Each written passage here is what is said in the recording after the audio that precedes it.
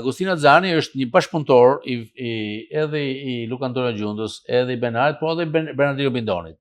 Pra Bindoni që duket se trashëgon këtë frontespitz, sepse Bindoni njët edhe ndryshe thot Luciana në libri vet Shqipëria e rizbuluar, njët se përdorte për botime ekonomike ksilografi që jepnin ju blenë të ksilografit me që vetë.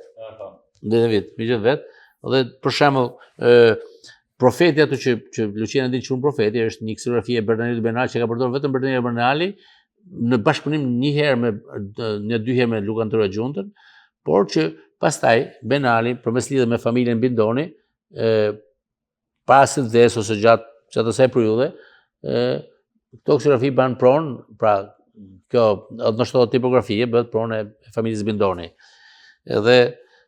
Dhe mundësit janë të mëdha, por që unë po deklaroj këtu që nuk kalon jashtë bashkëpunim me Bindonin, libri, dhe me Melchior Assesen, pra një shtypërues tjetër, dhe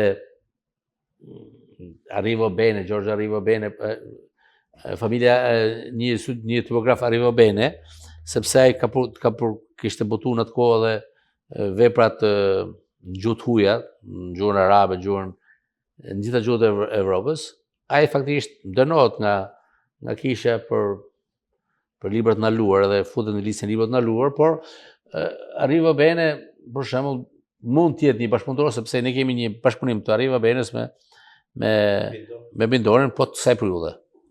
Atëherë, për t'ju afruar fundit, pas gjithë këtyre kërkimeve, cili është zbulimi që ju ka befasuar më shumë? Duke studiuar.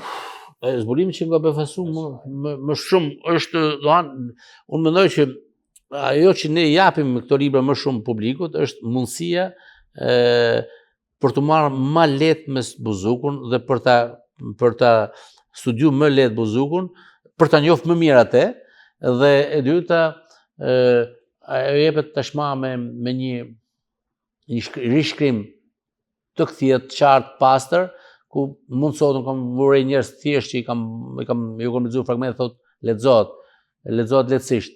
Edhe ajo që do të metesh, që për mua nga ky libër metet krijimi i fontit Buzukut, që është më rëndësishmi në gjithë ato, ku studiuesit do të kenë në dorë, se kam kriju fontin edhe në dimensionet e New Times Roman, në mënyrë që kur citohet teksti nga Buzuku, ai të mos prish lartësinë e gramës së New Times Roman.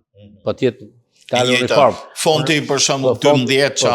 Po 12 ça, 14 ça, 12 ça tjetër. Pra gjithmonë të jetë uniform me tekstin tjetër, dhe studimet dalin të kthjellë, dalin bukura, mos citohet me New Times Roman Buzuku, po citohet me fontin e vet, me gramat e veta, dhe publiku duhet ta lexojë, duhet të mësojnë për 10 rregulla që leximi që janë aty, për të mësuar 10 rregulla, nuk ka më tepër 10, maksimum mund të jenë 15 rregulla leximit.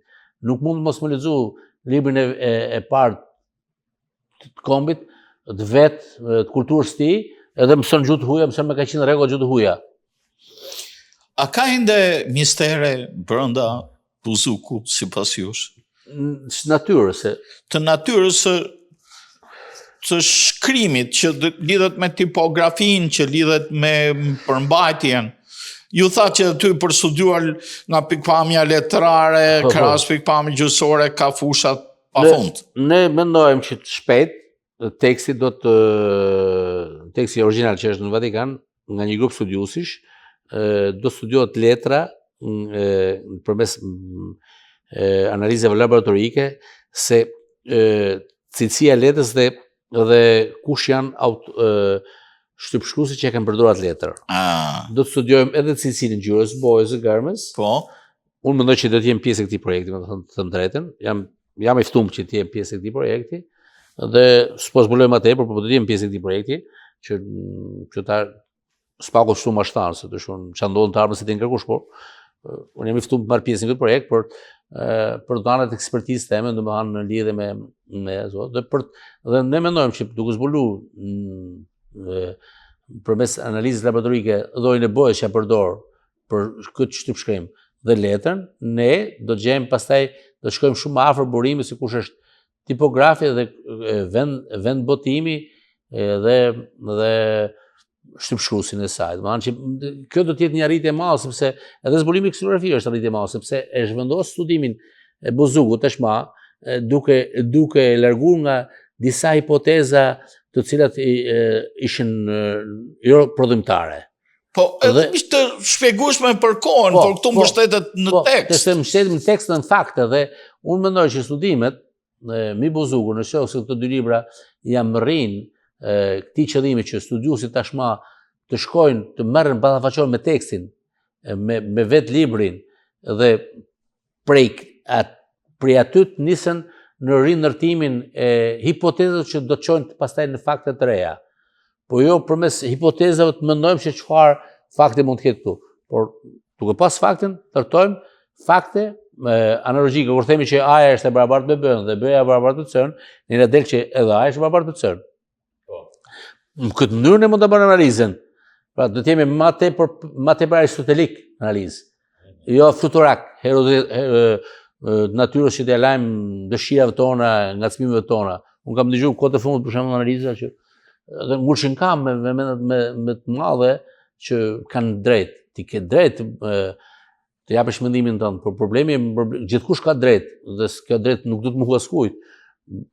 Siç thotë Voltaire që unë jam gati që të jap edhe jetën për lirin e mendimit tënd, por nuk do të thotë që unë pajtoj me mendimin tënd. Kjo do të thotë absolutisht. Edhe sepse unë pajtoj me një mendim racional. Universiteti është ose studimet dija, që është shkenca që do të thotë dije, do të mbështetet tek fuqia racionale, jo hamendësimet nxitura të shtyra nga impulsi irracionale.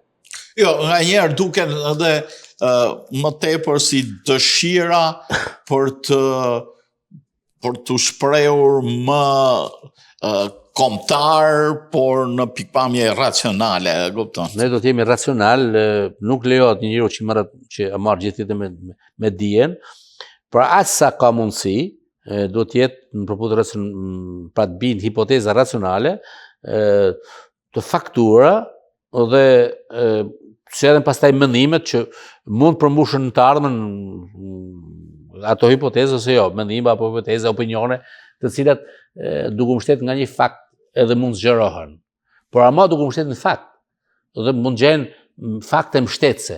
Por kjo nuk është e thënë që gjejnë, nuk është e thënë që mund gjenë gjithmonë.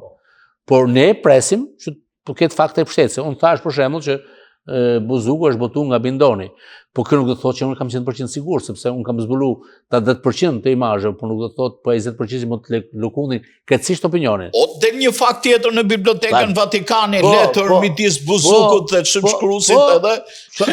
Çdo lloj fakt tjetër mund të rrëzojnë qëndrueshmërinë e besimit tem që është, por unë mendoj që jashtë kësaj treshe, duke pas parasysh të shtypshkruesit tjerë të rëndësishëm, por edhe që kanë përdorur këtë germ, nuk jetojnë ma, atëherë mendoj që rreth këtij qarku ka ngush 3 vetësh nuk del botimi i Bozugut. Shtypshkruesi patjetër është o Sesa, o Bindoni, o të 3 bashk, që kanë bashkëpunuar në atë kohë, për botimin e këtij libri. Libri nuk është një ndërmarrje e lehtë, kjo është një ndërmarrje shumë e vështirë, sepse është afërsisht 10 muaj botim. Dhe më po thot nga kush kam një hipoteza që jo po është botu Fsherozi. Si mund të botosh Fsherozi kur urdhresa e Inkvizicionit ishte një herë 2 javë? Jo. Si mund të botosh fshehur? Pra sepse jo me idenë që fshehra kanë lidhje me protestanizmin, ku diun disa gjëra. Ai libri nuk e pas një shet protestanizmi. Pse? Se protestant për shembull, protestanizmi nuk je fshetet. Aty është ai do. Pastaj Luciana din me intuit ka shumë bukur për shembull kur thotë që ai mund të botuar në Venecie te kisha afër kishës Shënjobi diku sepse aty ajo është shqiptarëve. Jobi është profet dhe shenjtat profetik kanë bërë vetë venecian. Nuk e tradita bizantine nuk e ka bërë profet shenjtin. Shenjtin profeti pra nuk quhet me shenjt. Kurse ato thonë San Gjobe. San Gjobe do të thonë San Jobi, Shën Jobi. Pra me shën nuk janë profetët. Tradita e profet me shën është vetëm veneciane. Dhe a ka pas në kish, ne kemi pyet faktikisht edhe unë nuk e kam edhe pse thua që është traditë veneciane, ne jemi përpjek me zbuluar në Kroaci apo në Sloveni, mos ka pas në kish ndonjë kapel që quhet Shën Jobi. Ase profet, a ka traditë kisha kroate apo kisha slovene apo bosnjake që të përdorin profetët si shenjtë. të emërtojnë ose të cilësojnë. Dhe nuk më del në asnjë rast. Unë kam pyetur profesorët, njerëz kishës, meshtarë, njerëz që e njohin, po themi mirë traditën katolike bosnjake apo kroate apo slovene. Tradita ortodokse nuk e përdor këtë. Kemi të prerë traditë ortodokse e kishës, pra kisha slave, nuk përdor profetët si shenjtë. Nuk e qunë shën, nuk përdor këto lloje emërtimesh. Kurse ai përdor njeh shenjtët. Protestantë nuk njohin shenjtët, pra duke mos njoft kulturën, studiuesit tonë bien gafa skandaloze. Thot ka pas prirje protestante, po si mund të ketë prirje protestante që njeh shenjtët? A kupton? Po jo, prirje protestante duhet bazë protestante, duhet lëvizje protestante, duhet jetë lëvizje si usitat ose dikush. Po themeni që ato kanë bërë një lëvizje shet protestante, por ai nuk mund të njihte, domethënë shetët. Nuk e njeh protestanizmin shetët, kështu thjesht. Okej. Profesor, të falemderit nga zemra për këtë intervistë kaq erudite, po kaq të punuar, po kaq të thelluar në faktet e këtij librit të parë të gjuhës shqipe që kemi si dokument. Unë të uroj punë të mbarë në vepra të tjera, punë të mbarë dhe në realizimin e atij botimi që ju më përmendët të librit të Buzukut gjysma, e cilën e keni në dorë, e cila do na jap mundësi edhe neve që se njohim Buzukën siç e njihni dhe ju të vlerësojmë veprën, por ndoshta të bëjmë dhe punime më të thella në drejtime të tjera, për shembull në drejtimin e estetikës së Buzukut, në drejtimin si paraqet ai një shembull të një meshari italian apo latin dhe çfarë krijon vet Buzuku, se nuk është vetëm përkthim i saj, por çfarë edhe krijon. Të gjitha janë për diskutu, janë në diskutime sipër, por edhe janë studiuar pjesë, do të studiojnë të ardhmen, kjo nuk është e thënë që do të thonë që një vërtet e zbuluar sot është një vërtet e plot dhe e madhe dhe e përfunduar, por ne do bëjmë punën tonë. Por me rastin e mbylljes së kësaj interviste, unë do të falenderoj ju shumë si drejtuesi i këtij emisioni për komoditetin që më krijuat, që unë të shpreh natyrshëm qëndrimet e mia në lidhje me librin, për mikpritjen tuaj që në takimin e parë, për një farë empatie që u kriju mes nesh. Do të falenderoj shumë, në këtë rast do të më lejosh të falenderoj shoqërinë Panshqiptare Vatra, zotin Alfons Grigje, Edmond Rakaj, të cilët u nxitën më nxitën botimin e këtij libri, faktikisht sepse libri do ta them këtë gjë në marrim, pat premtues të tjerë për sponsorizim e të tjerë dolën. E këto morën përsipër, e morën më shpatë, dhe unë jam falenderues. Nuk di si të shpreh falenderimet bile për mundësinë që ato më krijuan për ta botu. Alfons Grisha, Edmond Raka, Ilmi Berisha, të gjithë ato që kanë sponsoruar librin, se tashmë po e shohim, po i përmendim gjithë sepse është mirë që të përmendim të gjithë, domethënë. Alfonsi është mik i jemi i kahershëm, domethënë. Elmi Berisha, detuesi i Vatrës, detuesi i përgjithshëm, Don Fredin, që do ta falenderoj pa mas për fjalët e tij inkurajuese, nxitëse dhe frymëzuese.